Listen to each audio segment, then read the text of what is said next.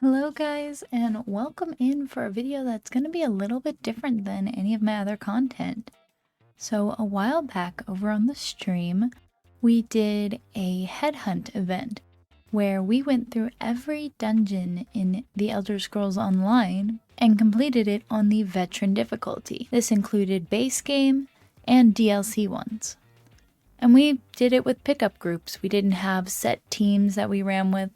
And today's video is going to be about my tier list for these dungeons, having had a fresh perspective on where they are today in ESO and how they rank.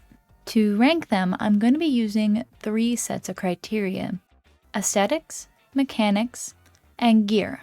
In each of these categories, a dungeon can get up to 2 points, with 2 being above average, 1 being average, and 0 being completely lacking in that area. For aesthetics, this is going to be looking at how unique the dungeon feels. Does it feel different than a typical delve or public dungeon in that area? And to make it above average, do the boss fights and mechanics engage with the environment?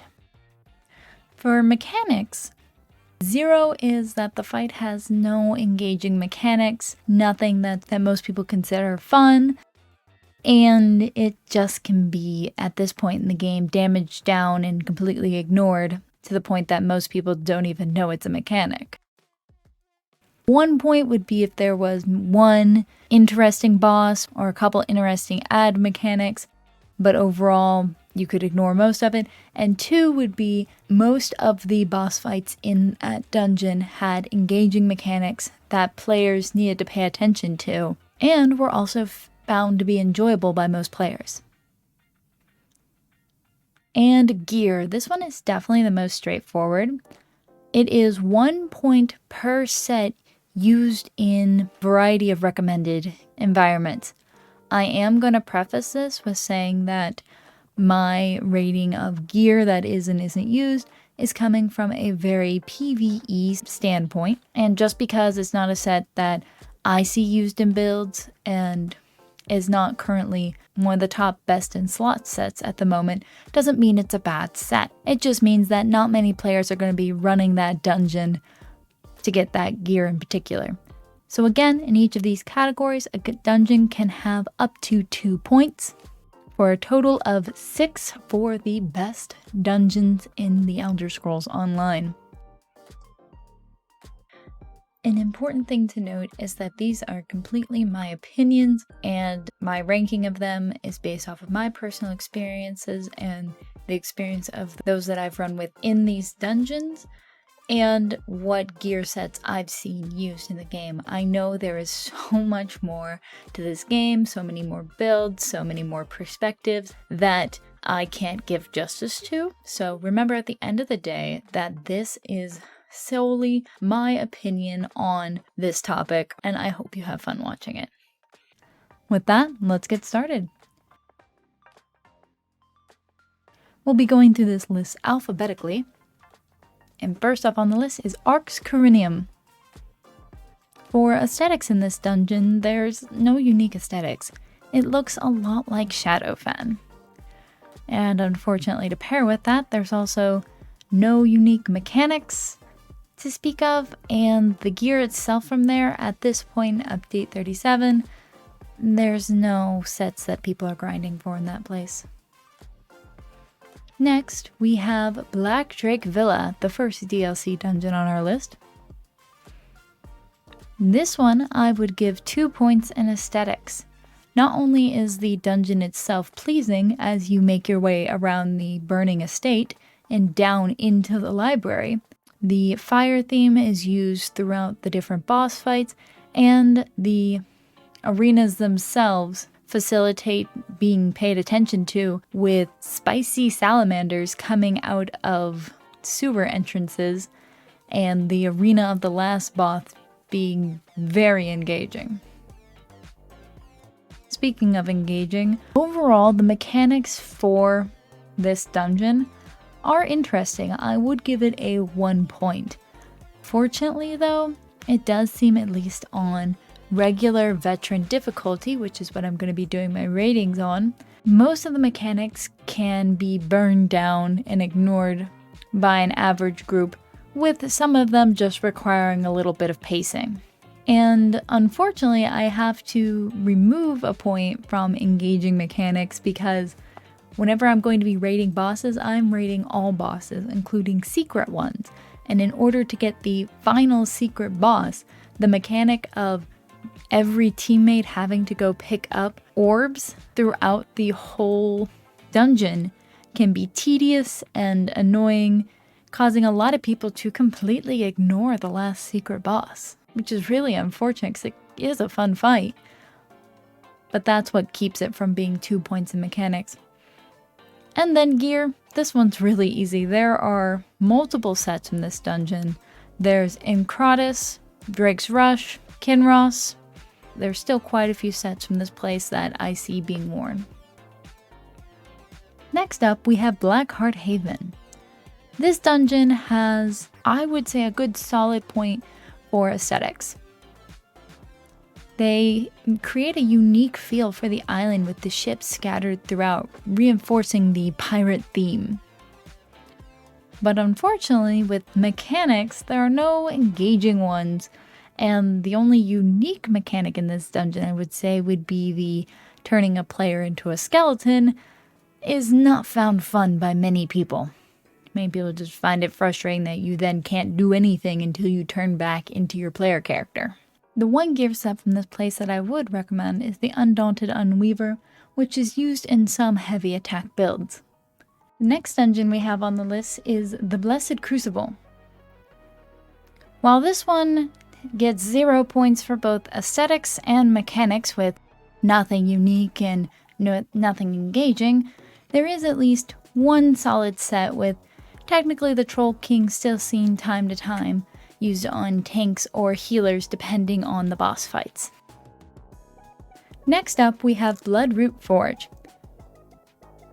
This DLC dungeon gets a point in aesthetics because while most of it looks like overland Craglorn areas, is that it adds a twist with the integration of lava, does tie into some of the mechanics for the boss fights, causing people to have to pay attention to where they walk.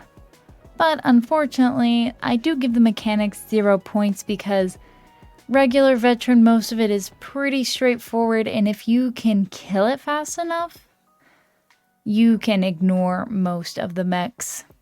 Nothing that either can't be damaged down fast enough or out-healed. You do get 1 point because of the set Earthcore, which is still found used in some group composition, depending on a tank or healer and what they need. Next up on the list, we have Castle Thorn. This dungeon, I immediately give it 2 points for aesthetics.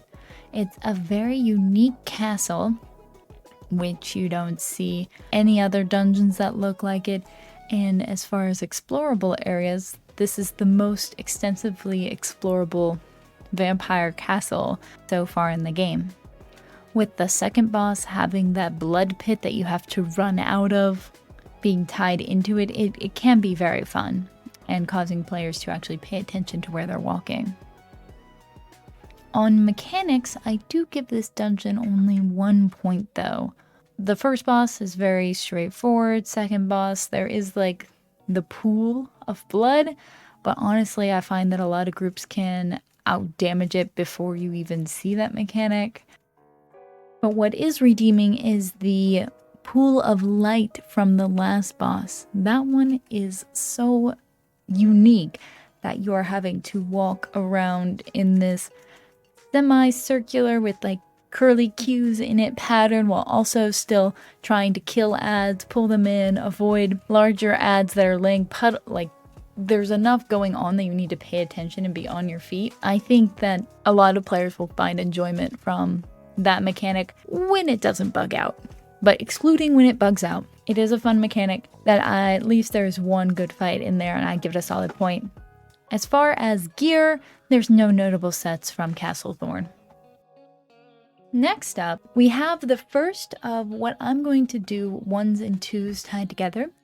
we have the City of Ash, and I'm pairing both City of Ash 1 and City of Ash 2 together to help condense the list, and for most of these double features, they utilize the same base dungeon aesthetic and sometimes even have the same gear set, so there's really no point in splitting them out for the purpose of this video. So starting us off with City of Ash aesthetics, I'd give it a point here because I do love the difference between City of Ash 1 where it's burning down and City of Ash 2 where it's growing back, and the introduction of the Deadlands to the Elder Scrolls Online players. So while it's not too unique compared to most Wood Elf homes and terrain, this difference between the two dungeons is engaging enough that if players pay attention, I think they could find this entertaining. In the realm of mechanics though, I do give this dungeon a big fat 0, just because by this point where the game is at, most of it can be just burned down and not really paid attention to, or just plain out-healed. And as far as gear, I actually do have to give this dungeon 2 points.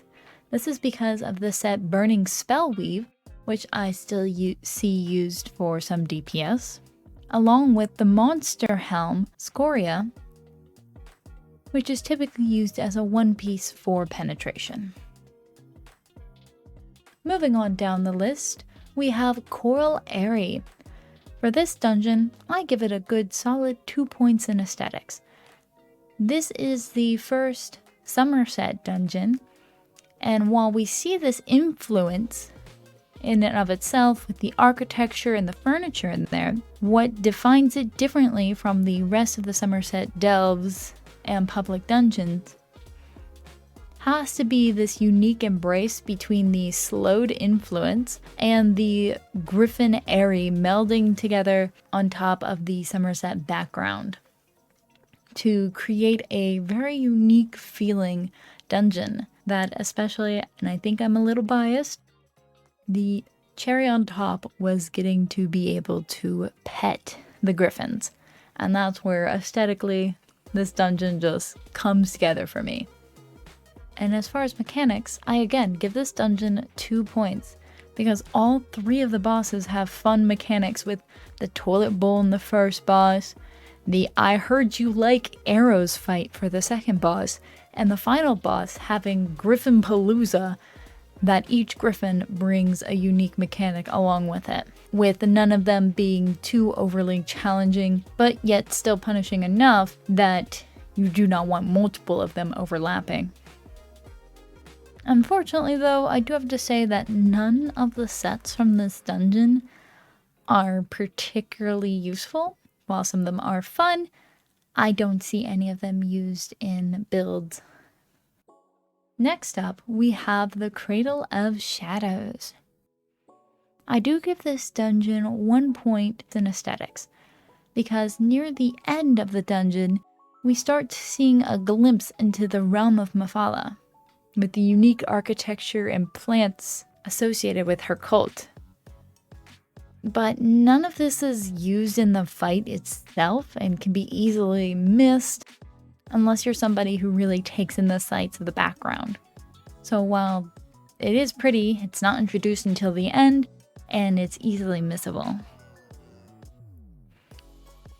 For mechanics, I again give 1 point, because the hiding from the darkness is an engaging challenge to both run and navigate through Veldrav's territory, but players that are new to the dungeon could find this particularly frustrating if they don't understand the not only killing of the behemoths before you push Veldra too far, but also having to pick up the light via synergy.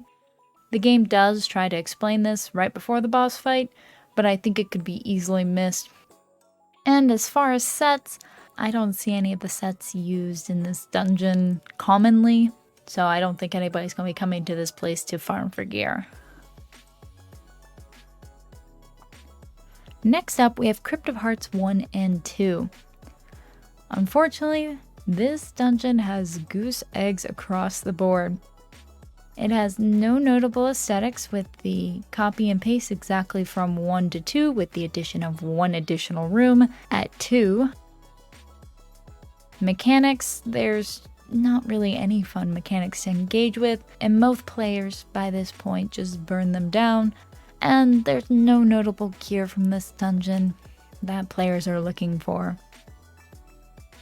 Next up, we have Darkshade Caverns 1 and 2. While in the realm of aesthetics and mechanics, I give big fat zeros, seeing as how, again, this sounds a lot like the previous one. It's a lot of copy and paste from Darkshade Caverns 1 and 2 with the environment. It really feels like a delve in the overland of Deshawn, and mechanics can either be out-healed or they are just despised. Looking at you, Grobel. But there is one redeeming set from this dungeon, Engine Guardian. This is considered a very good selfish tank set. Next up, we have the Depths of Malatar. This is a very solid dungeon. I give it 1 point in aesthetics because while this dungeon does drive you through on a very clear path of where you're going, it's unfortunate that most of the environment doesn't force you to engage with the mechanics, and they really feel like fights that could have taken place almost anywhere, exception of the first boss with the very messy storeroom type area. So leading into mechanics, I do have to say that, again, I give it a 1 point because while it could be seen as engaging to have to switch from boss to boss, target to target, or to have to chase after the boss, sometimes this just becomes tedious and more on the annoying side and just feels like the fight is taking longer than it should, rather than a type of engaging mechanic. It's that fine line of it's amusing the first few times you do it, but then after that it becomes less fun. And honestly, once you get to a point with enough damage, you can skip past a lot of it. And finally, for gear, I give this dungeon a solid point with Symphony of Blades being one of the best in slot healer helms in the game as of update 37. Next up, we have Direfrost Keep. Direfrost Keep, aesthetically, just is kind of boring. It looks like typical East March. And the mechanics for all the bosses are non-existent. So in both of those areas, I give it a 0. There is, with gear, 1 solid point given to the set Iceheart. It's a good balanced set between being offensive and defensive, giving a shield, but then also still doing a bit of damage. Next up, we have Earthen Enclave. This is one of the newer dungeons on the list. And aesthetically, I'm going to give this dungeon a solid 2 points, because there is a unique druid aesthetic, which you do see throughout High Isle and Galen, but this aesthetic does get tied into the fights themselves, causing you to look around the room, engage with where you're at, pay attention to your surroundings, causing it to be a much more engaging fight because they use the environment and the aesthetics to complement the mechanics. And for mechanics, I give it a solid point. I don't give it 2 points though, because while the mechanics do keep you on your toes and moving, the shifting targets throughout each of the fights, which I think shifting targets is a good way to make fights last longer without just making the boss go invulnerable. But there's really no aesthetically unique or engaging parts with that. It just makes you bounce from enemy to enemy and then back to the boss and then back to another couple enemies and then back to the boss, rather than being something that the players need to line up or organize, with the exception of maybe the last boss, where players need to pay attention to where they're at relative to the environment, hence why I give it a solid point. And as far as gear, the Monster Helm Arch Druid is the solid set that can be worn by tanks for controlled proccing of Major Vuln. Next up, we have Elden Hollow 1 and 2. Aesthetically, this dungeon is not very notable, with looking like a typical Aldmeri Dominion Ayleid rune. The mechanics in this dungeon are also unremarkable, with pretty much everything just being able to be burned down by the average player, and there are no notable gear sets from this dungeon.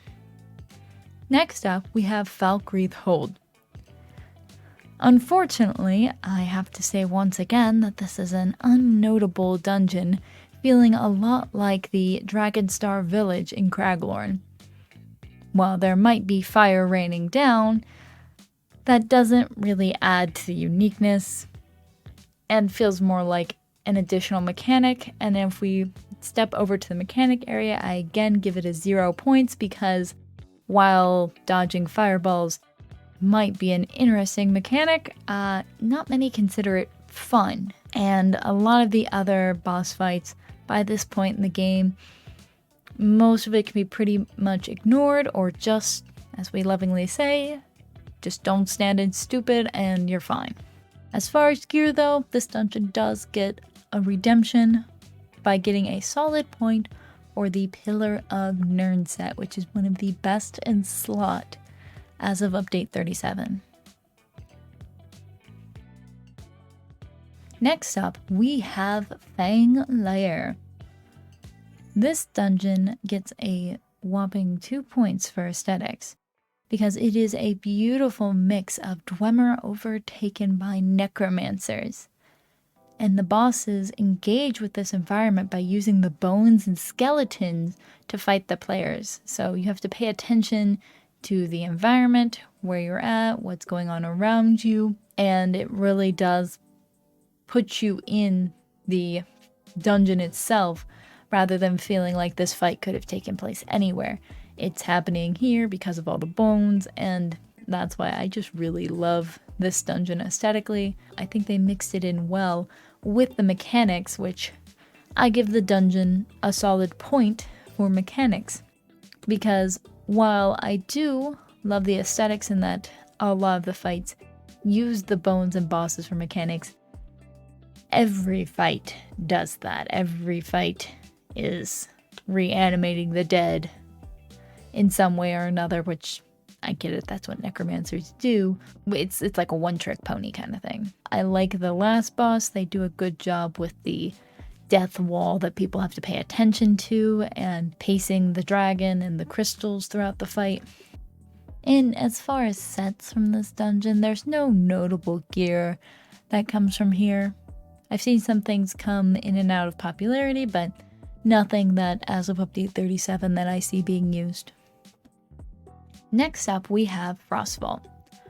Frostvault gets a solid 2 points because this is another dungeon that starts Dwemer, but then throws a frozen goblin twist on the Dwemer theme. So this is an Eastmarch, but it feels completely unique to the rest of Eastmarch.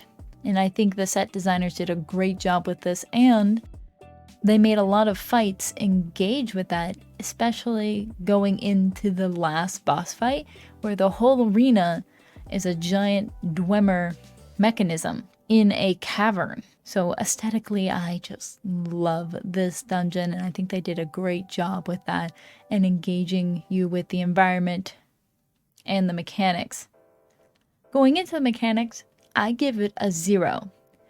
Which sounds completely contradictory to what I just said, where I love that the aesthetics engage with the mechanics, and where I would have given this dungeon 1 point because a lot of the fights cause you to pay attention to the environment, whether it be ice related or Dwemer related, ending up mostly being just don't stand in stupid.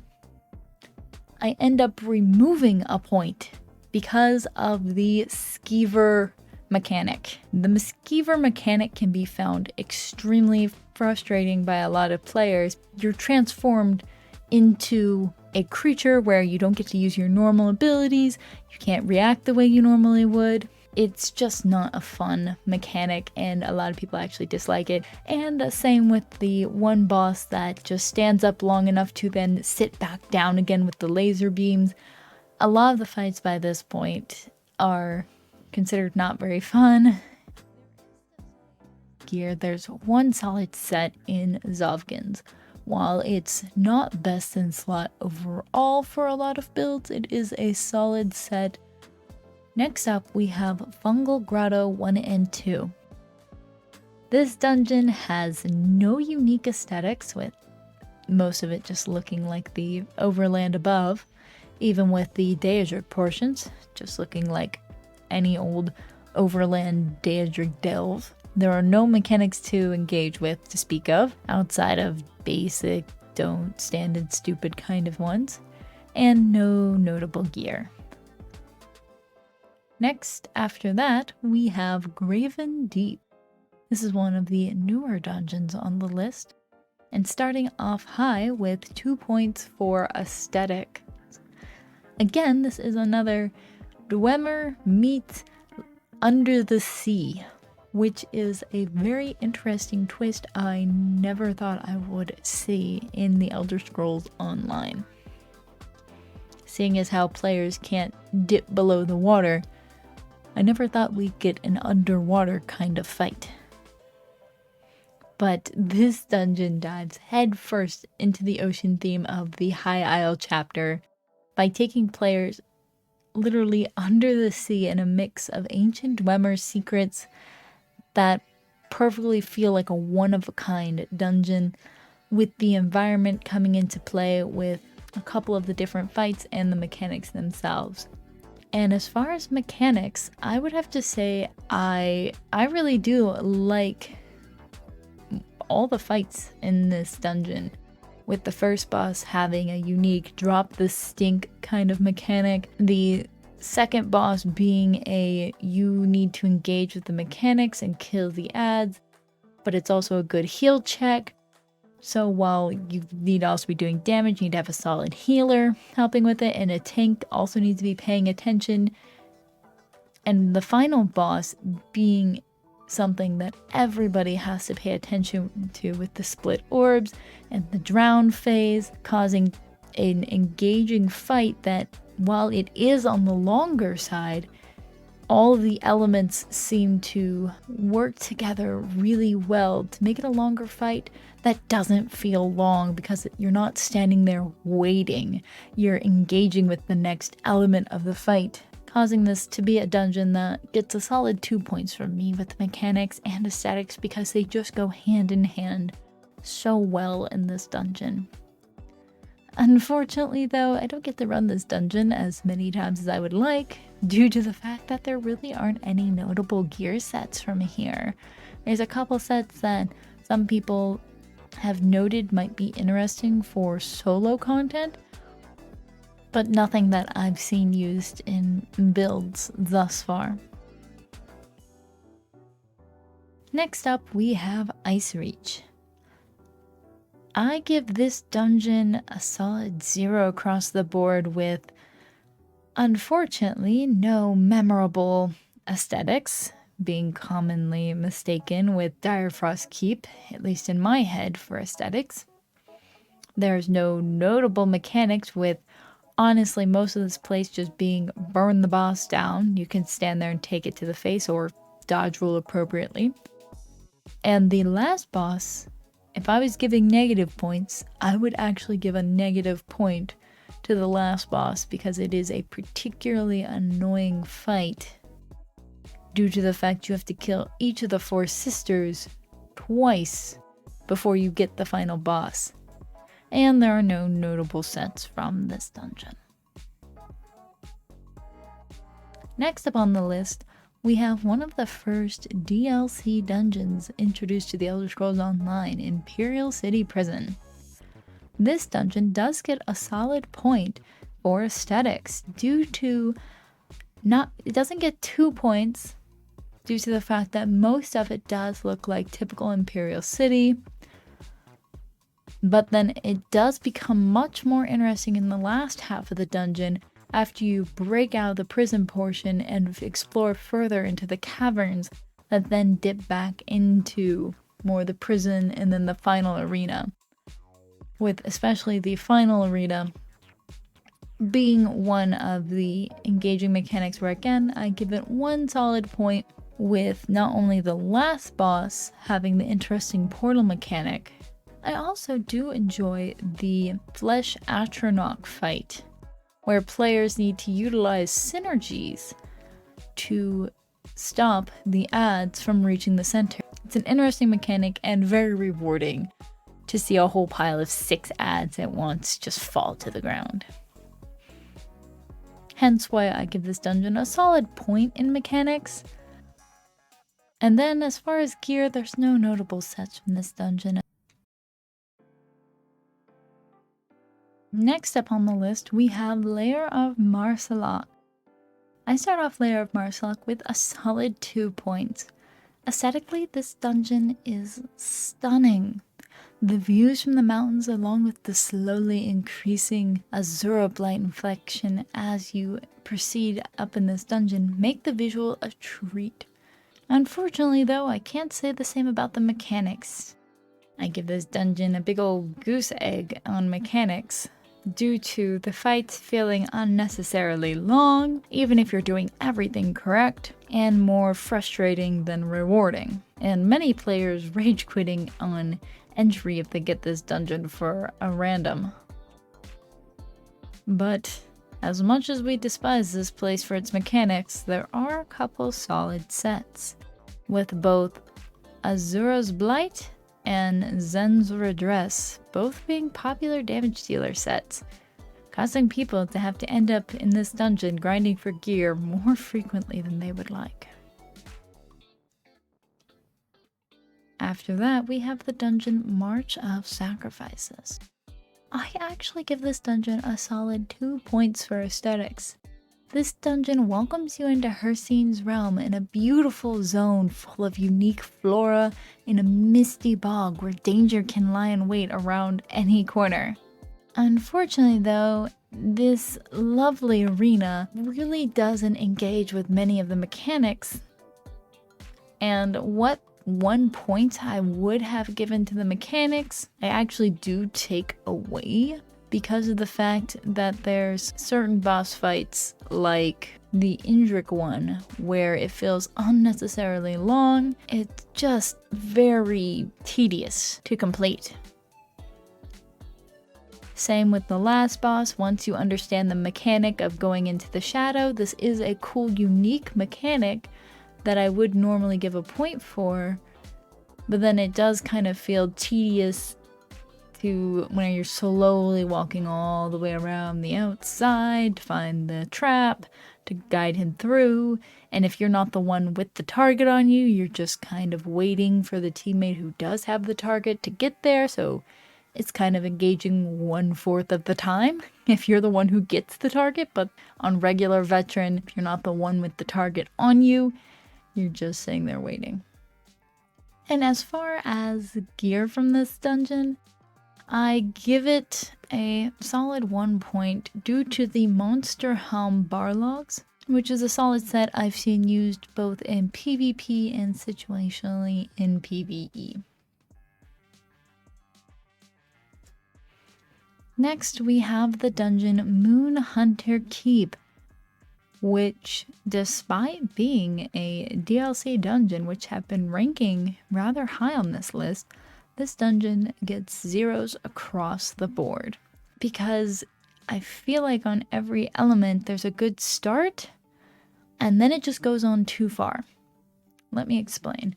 With the aesthetics, instead of an enchanting castle or keep that you're walking into, you instead end up in this twisting, sometimes confusing hallways, and this can be frustrating for those who get lost, and it's also frustrating for those who want to explore because their group keeps leaving them because this dungeon is long enough as it is, and some people are just wanting to make their way through. They're not necessarily sprinting through it, but they're just making their way on through, and other people are wanting to loot, and it can be like a frustrating conflict between the aesthetics of wanting to engage with the environment and loot things and explore the keep, versus those who are just doing the motions, going through the dungeon, and are there more for the other parts of it. Which unfortunately, the mechanics, by this point, update 37, most of the mechanics are just a burn it before it can do anything, or they are not very fun. Looking at like the first boss and second boss, like they just don't have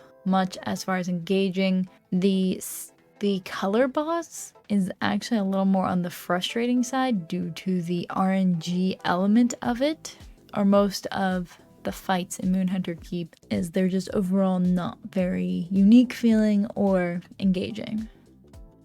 And in this dungeon there is no notable gear. Next on the list we have Moongrave Fane.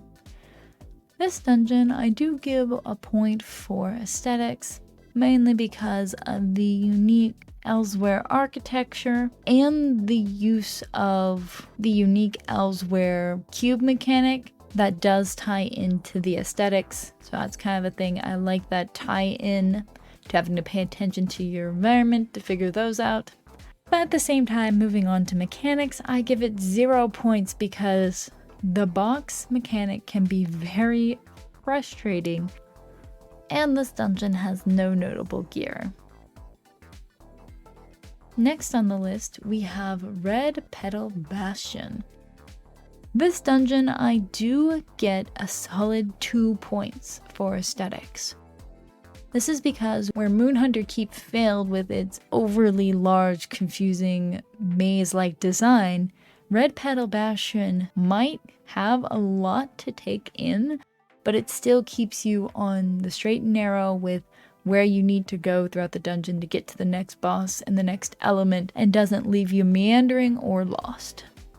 And on top of that, if you do find yourself every time you go in there, I highly recommend paying attention to all of the goodies that the designers have tucked in every nook and cranny in that place. There are countless Easter eggs and treasures for your eyes to behold. And as far as mechanics, I do have to say that this dungeon has one of the funniest bosses, with the first boss turning players into a goat who needs to eat sweet rolls. The first time I did this dungeon, this mechanic had me laughing so hard. I was completely unprepared to be turned into a goat that needed to eat sweet rolls, but I embraced it very quickly. Unfortunately, the rest of the bosses don't keep this charming pace and instead just turn into fights where you can just burn the boss and ignore the rest of it, so long as either you have enough damage or you have enough healing. And as far as gear, there's really no notable gear sets from these dungeons. While there are some charming ones, nothing that I've seen in any builds that I've looked at. Next up, we have the Ruins of Mazatlan. I give this dungeon a solid 0 across the board. And let's start with aesthetics. This dungeon feels mostly like an Argonian ruin you would find in Shadowfen, and less like a unique dungeon, with some elements of, say, the Hist maybe being intriguing, but it just doesn't seem to engage with the mechanics, making them feel more so like this place could have happened anywhere. And as far as the mechanics themselves, there's really no engaging mechanics. And what mechanics I would say engage the player, like the Shake the Spice fight, or potentially the last boss fight with the statue, instead of being engaging. Instead, I find many players, including myself, find these mechanics to be frustrating. Feels a lot more on the clunky side and isn't as intuitive as other mechanics in the game, leading to them being not very fun. And if I could, I would actually put negative points for how those mechanics end up panning out in most player groups. And then with gear, there's no notable sets from this dungeon. Next, we have the dungeon Scalecaller Peak. Starting off strong, I give this dungeon a 2 points in aesthetics. This is because the dungeon does start off looking like another frosty keep with an orcish theme, but as you go further into the mountain, you uncover the infestation of Peryite followers, and this aesthetic and the infestation then tie into mechanics in the fights themselves, causing the players to have to pay attention to their surroundings, either with the geysers or where the skeevers land, or on the final boss fight, the 3 different sections of the statue to know where the lines of poison are going to be. So it's a very entertaining fight where you have to pay attention to the environment around you, and that's where the aesthetics are not only unique feeling, but then they also have a layer of being engaging with the mechanics. And going into mechanics, I give this dungeon a solid point. I give it 1 point because while I would say the first boss, players can't just burn it down, you have to systematically go back and forth between the 2 of them. Unfortunately, as the game lies now, you can mostly burn through the second and even the third boss, with potentially the 4th boss only slowing you up momentarily whenever you have to kill the ice statues. But then this dungeon does come back around with a solid 2 points in gear. This is because this dungeon has the Monster Helm Zons, which is currently one of the best single target damage dealing sets, and then you get Jovials, which is a commonly used healer set. Next on the list we have Selene's Web.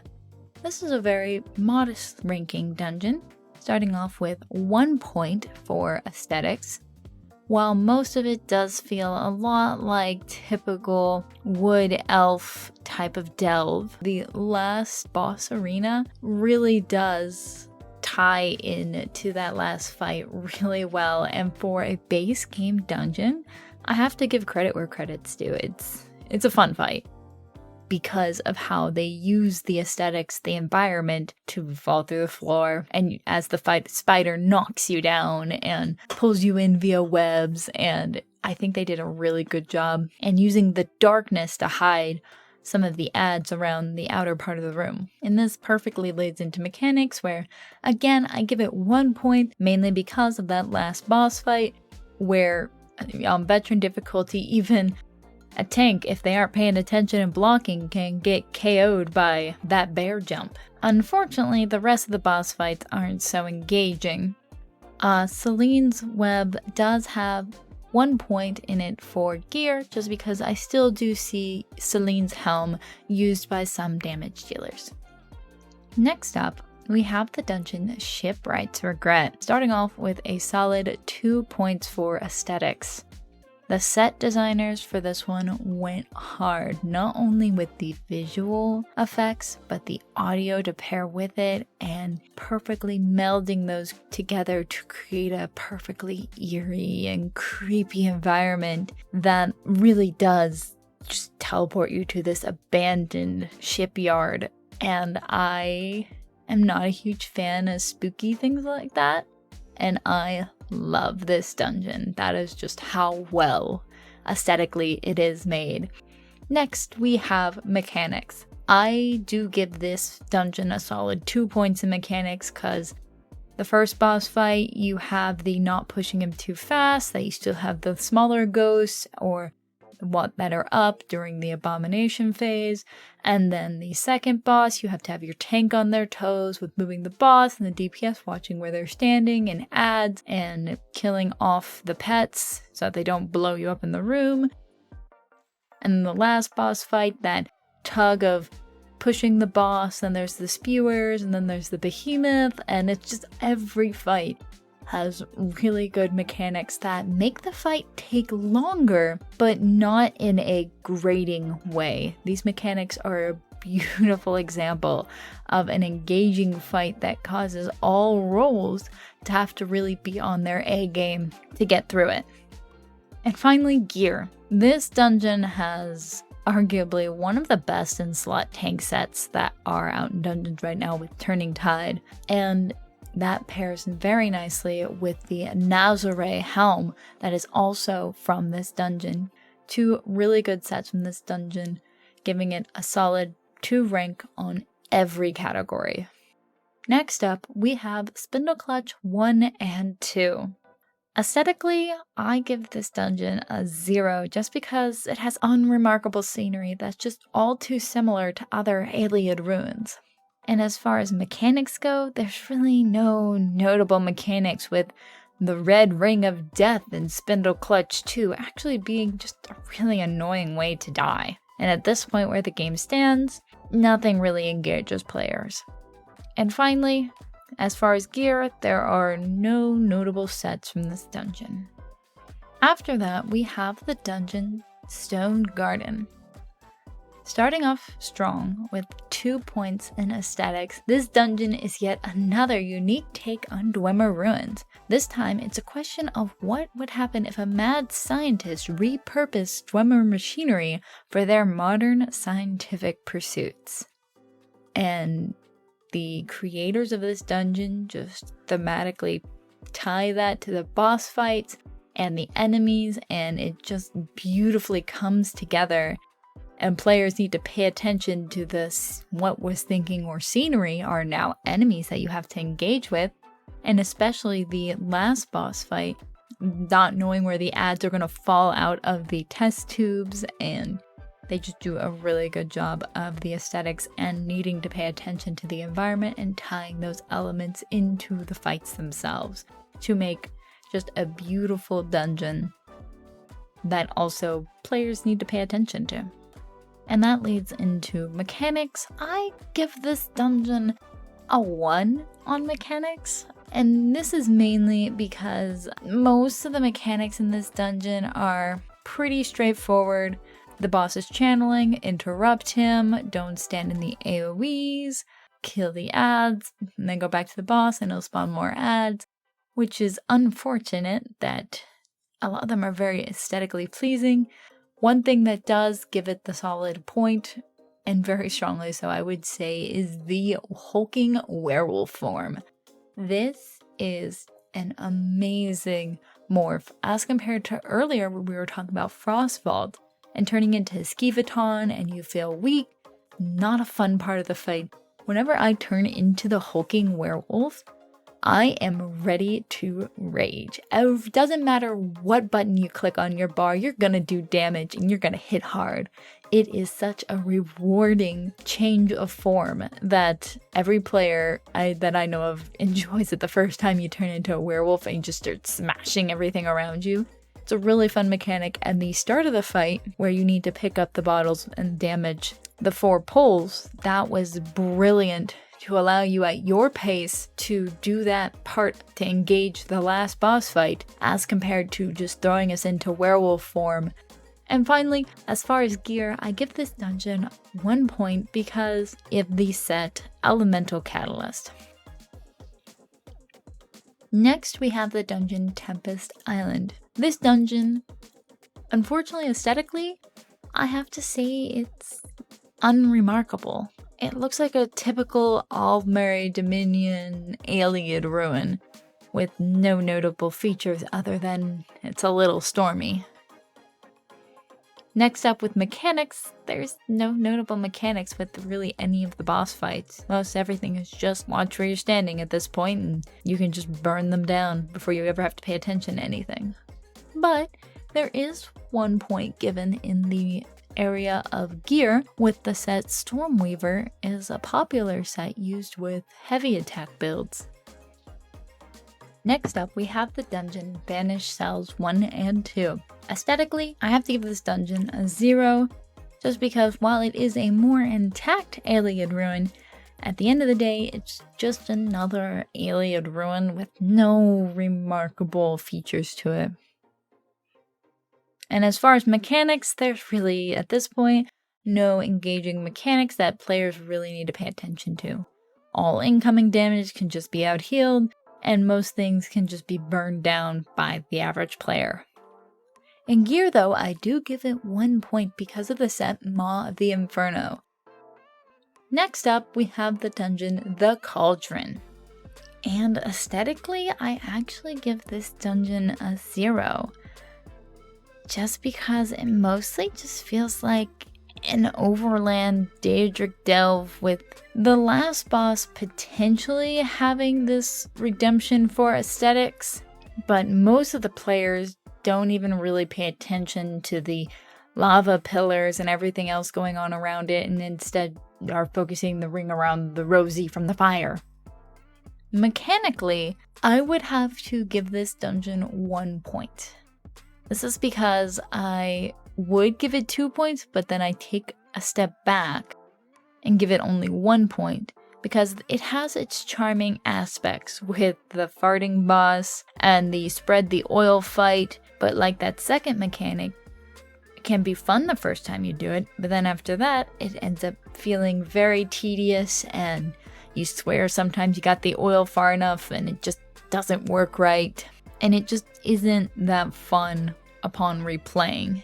Where the dungeon does get a solid point for a mechanic is the last boss, with players having to pay attention to their surroundings with the firewalls, and that it's related to where the boss is positioned, not necessarily the room itself, and coming to understand that mechanic and forcing the tank and the players to constantly be on the move. It makes it a great fight. So that's why I give this dungeon a solid 1 point mechanics overall. And as far as gear from this dungeon, there are no notable sets. Next up, we have the Dread Cellar. Aesthetically, we're going to start off strong with a solid 2 points. It starts you off in a castle type area, and then as you delve further and further into the dark secrets, it comes to have its own unique prison type feel, along with unique boss fights, and then the final arena just really putting the pin in it to make this dungeon feel completely unique. Along with the portaling to the different torture rooms and the firewall boss fight area, you are forced to pay attention to the area around you to understand the mechanics better, and this use of your areas and aesthetics for mechanics really makes it memorable. Next, we have mechanics, where again, I give it a solid 2 points in the realm of mechanics, with some of the things I explained before, like the first boss fight where you need to focus ads and pillars and boss and engage with paying attention to your surroundings and what everything is going on. And then the second fight, having to pay attention to the walls of fire and what the NPCs are doing. And then with the final boss, the jumping into the portals to go to different areas, having to pay attention to the wall of tornado fire coming towards you. Every fight in there is engaging, and I find them very entertaining. And finally, for gear, this dungeon gets a solid 2 points because of the notable set with Magma Incarnate and then the set Crimson Oath, both being solid sets from this dungeon. Next, we have the dungeon Unhallowed Grave. Unhallowed Grave, I'm going to start off with a 1 point for aesthetics. This dungeon mainly feels like a desert overland delve where we're given a glimpse of beautiful views and unique architecture until the final boss area where we're given the grand visual finale of the big boss. Aesthetically, I do like this place, and I think it has some beautiful sights to see and to pay attention to. A lot of these aesthetics just don't really seem to tie into the boss fights themselves and force players to pay attention to the environment or particularly wow me. Secondly, with mechanics, I do give this dungeon a solid 2 points. This is because this is one of the most punishing dungeons that you encounter even on normal, where some of the mechanics can and will kill you. Understanding the mechanics in this dungeon is a must. I find these mechanics fun and engaging. And finally, gear from this dungeon, it gets a solid 2 points. First of all, for its monster helm, Killing Jars, and the second set, Aegis Collar. Next, we have the Vaults of Madness. This dungeon, I give it a solid 1 point to start off with in the area of aesthetics. Despite being a typical Daedric furnished dungeon, their composition in a unique manner that really feels like an architect's play place leads me to awarding them this point because it is a fun dungeon to go through and you do have to pay attention to where you're walking or you're going to end up a splat. As far as mechanics go, I would say at this point to most players there aren't really any notable mechanics that either can't be out-damaged or out-healed. There's really no notable sets from this dungeon. Next up, we have Vahlenfell.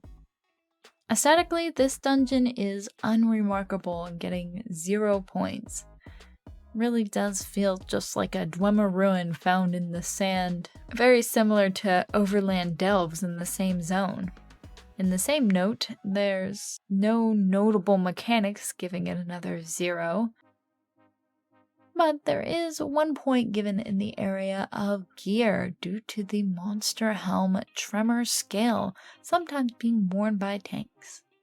Next up, we have the dungeon Wayrest Sewers 1 and 2. Aesthetically, I give this dungeon 0 points with its unremarkable sewer aesthetic that can be just completely ignored by players.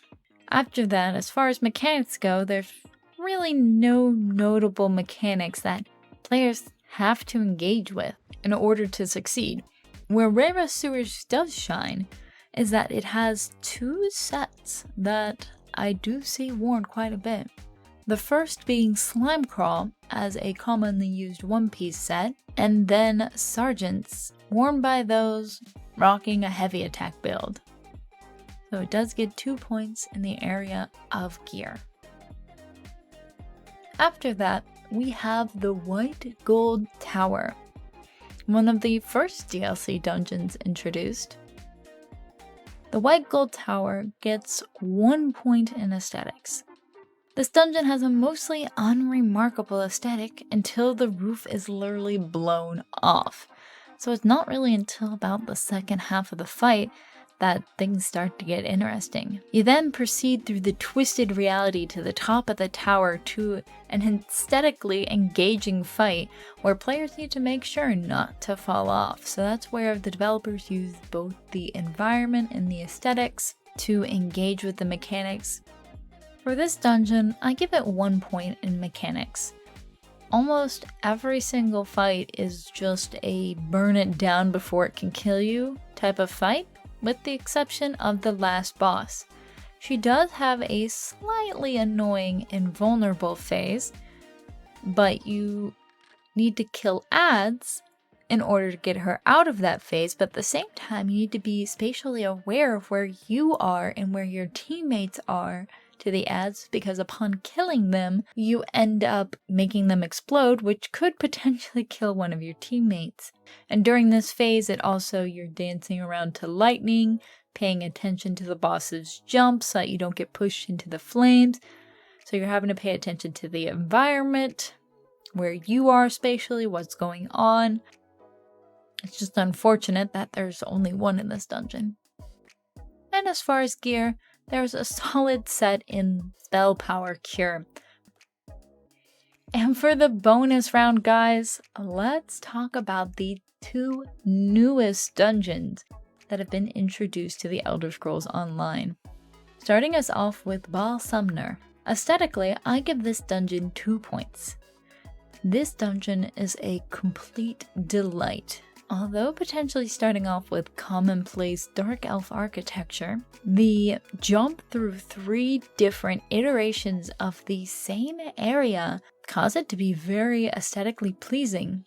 And the fights themselves are each starkly unique, and I find them very engaging. But I do really enjoy these, and I don't see myself getting tired of the aesthetics anytime soon. After that, we do have mechanics. I give this dungeon 1 point for the mechanics, which are visually pleasing, but honestly very straightforward, with a lot of just don't stand in stupid, or stand in the light so you don't die to the darkness. But where I do give it a point is that 2 out of the 3 fights in this dungeon are going to require you to have a ranged interrupt, typically reserved for maybe a healer, maybe the tank, but I find that it's easier to run this dungeon with more people. having it interrupt on their bar. It's very interesting that they're going to be involving more mechanics that need to be interrupted by more of the players. So that's something I'm intrigued by and looking forward to seeing in more dungeons. And as far as sets, there's no notable gear from this dungeon. And finally, tying up our list is going to be Scrivners Hall. Aesthetically, I give this dungeon a solid 2 points. Upon entry, you immediately are entered into the Scrivners Hall, and then you dive into the Daedric portion, and then the Mephala realm, and it's just visually pleasing throughout the whole dungeon. On top of that, I have to say, the first boss fight causing you to duck through shelves of books, the second boss fight making you pay attention to where you leave your lava pools, and then the last boss fight having not 1, not 2, but 3 scene changes that are causing the fight to take longer but in an engaging way. This leads us straight to mechanics where you need to be paying attention to your environment and how that's affecting you and the boss and how your damage dealers are able to do damage, and just every fight everyone has to be engaged. And this dungeon does currently have 2 sets that I've seen used, with the first being the Monster Helm of Zazon, with the second set being the Rune Carver's Blaze. So with that, guys, that is my conclusion of every dungeon in ESO as of update 37 and my opinion on where they land nowadays in the game, how the gear from there lands, because while a set might be a best in slot now, we never know what's coming down the pipeline, or what might get buffed, what will get nerfed, what players will come up with new combinations, what mythics might come to make something back in vogue, and it's always fun to go back and enjoy some of these dungeons. Hence, like, the top half of this list, these are all dungeons. If I had been them, I'm always having a good time. Some of them, though, haven't aged the best and end up being very unengaging fights, but I say you can't lose with a lot of the Elder Scrolls Online content, and I hope you all have had a great time going through these dungeons with me. If you have any questions, or if you have differing opinions, please do let me know down in the comments below.